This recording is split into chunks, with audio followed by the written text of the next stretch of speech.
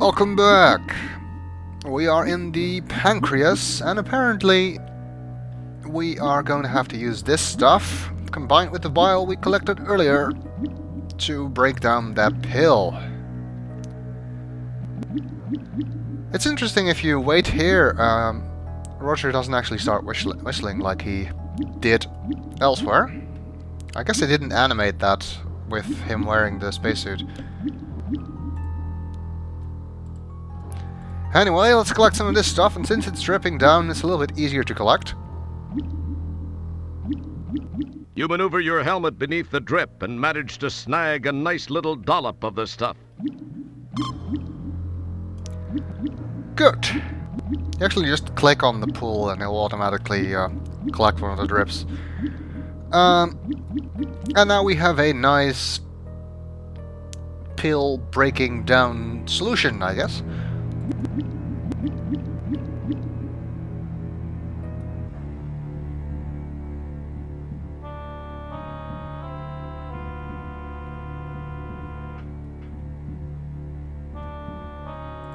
I wonder. You get a jump on... No. Could have had a description there about eating cholesterol, but anyway. They didn't.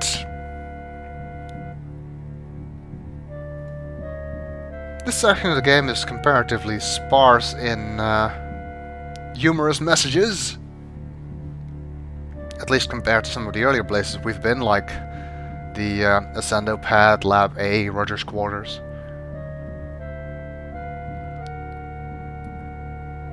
Okay, back to the stomach.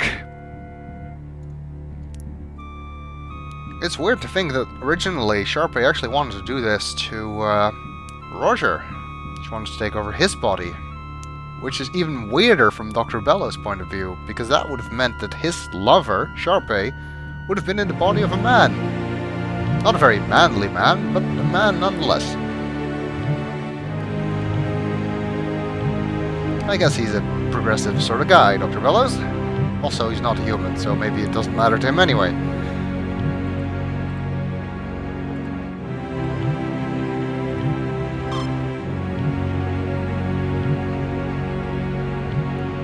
And this worked! Isn't that nice? And now it's broken down into little capsules. The inside of Stellar. Oh. It's one of those tiny timed release pills.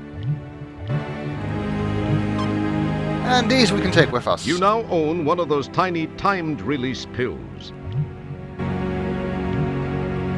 How nice. Apparently the reason that Sharpay thought she could get away with taking over our body is because she thought nobody would miss us. Apparently she did not count on Stellar, and I hope that Bia would have missed us at some point.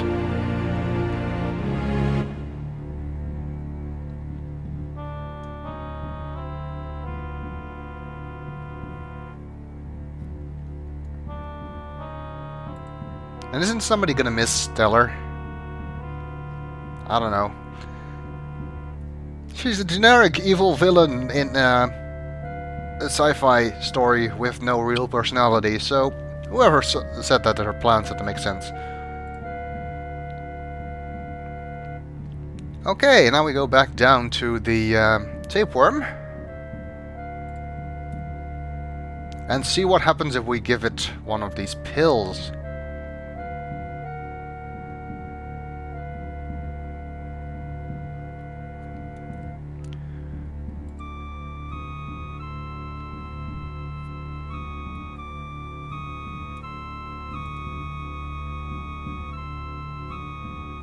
And hopefully that will allow us to continue onwards. Let's not get too low, because he'll eat us again. And hopefully we'll find some silver on the other side of the small intestine.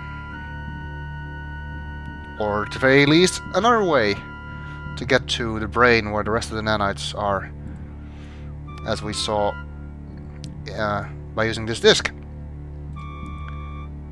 Alright, you want something to eat? Eat this. Impressive. The tapeworm suddenly becomes much more animated. Interesting. The tapeworm is a little wired, thanks to you. He looks like he has plenty of energy. Does it still eat us now? No. It's tamed or something. I don't know. You can't actually walk over here. What you're supposed to do is use the tapeworm. Please remember to keep your arms and legs on the worm at all times. Yes, we're gonna ride it.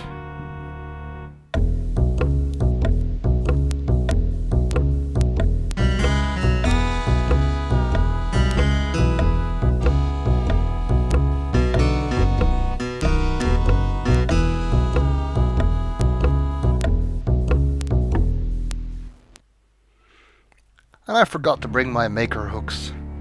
Yow! Now that's a ride you won't take in the Magic Kingdom. And I think that's a good thing. That's your vermiform friend who, with a little help from organic and pharmaceutical resources, was kind enough to give you that ride along the approximately 6.5 meters or so of small intestine that lies between here and the duodenum. And that was very nice of him. Saved us a lot of walking, I guess. Egads, man, just how low have we sunk? All the way to the junction of the large and small intestines, that's how low. This also happens to be the home of the appendix.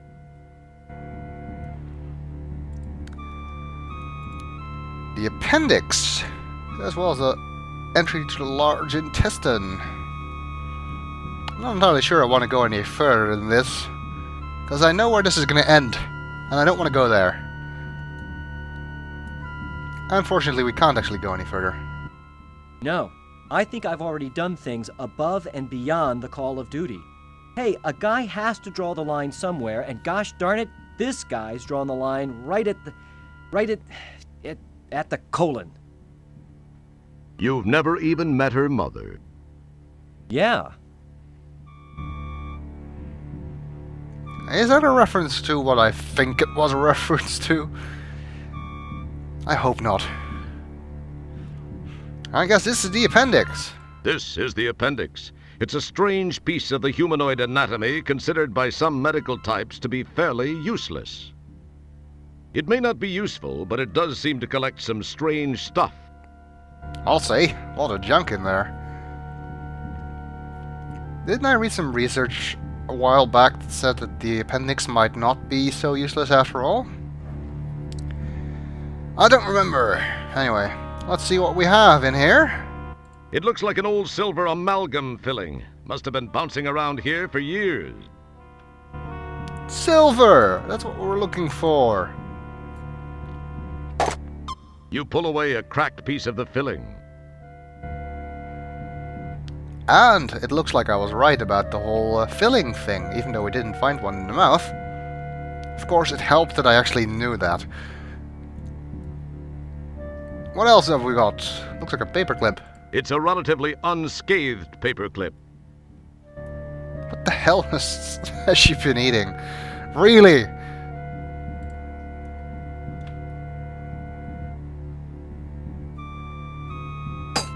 You carefully, very carefully, stow the paperclip in your pocket.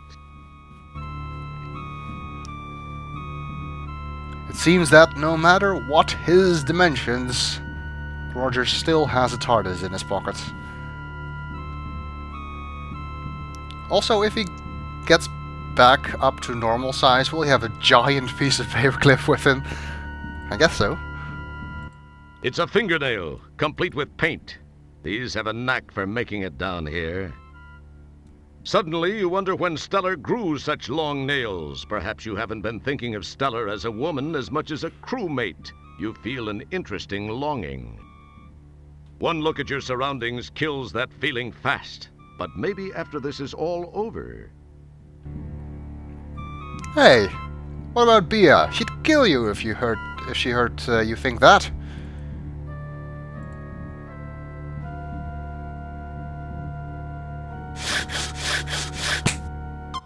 You snap off a shard of fingernail and gingerly introduce it into your pocket. And why not? Considering all the other stuff that's already in there. Man, a load of junk. This seems to be a sludge of rather heavy and not so digestible items.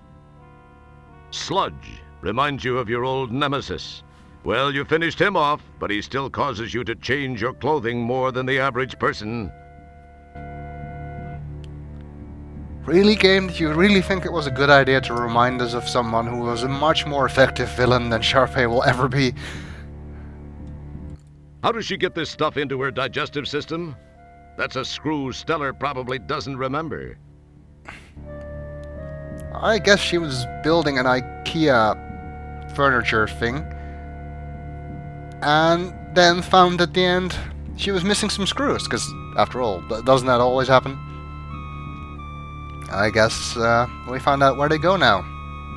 Talk about hard currency, the Buckazoid has proven itself once again. This is even one of the old-style ones. Might be worth some money. Too bad you can't carry it. Yep, you can't take the screw, the Buckazoids, or any of the other stuff. Only the silver, the fingernail, and the paperclip. Well, since we got some silver, I guess it's time for us to return to the shuttle, and you know what that means. We get to ride the worm again. So you like the worm, huh? You like to ride the worm, huh? I let you ride the worm. Is there a reference that I'm missing there? I gotta say, in a game of weird stuff, this ranks up there. And back we go.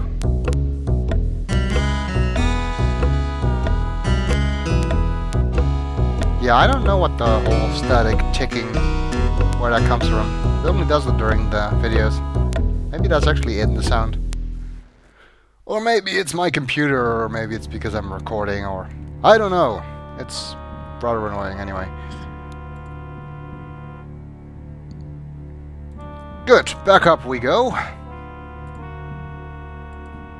And frankly, the further we can leave this whole area of the body behind us, the better.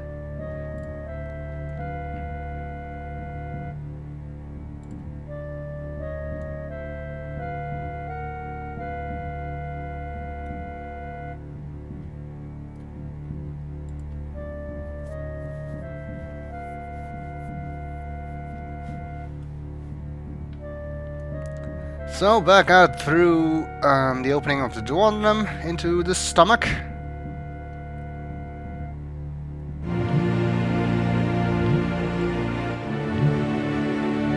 And back up.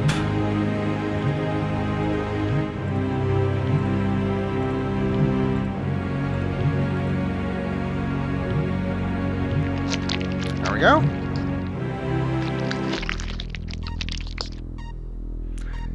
She really needs to get that altar looked at. Okay, now to fix our fuel situation. You actually need to click on the hole next to the light, not the light itself, which is a bit hard to spot.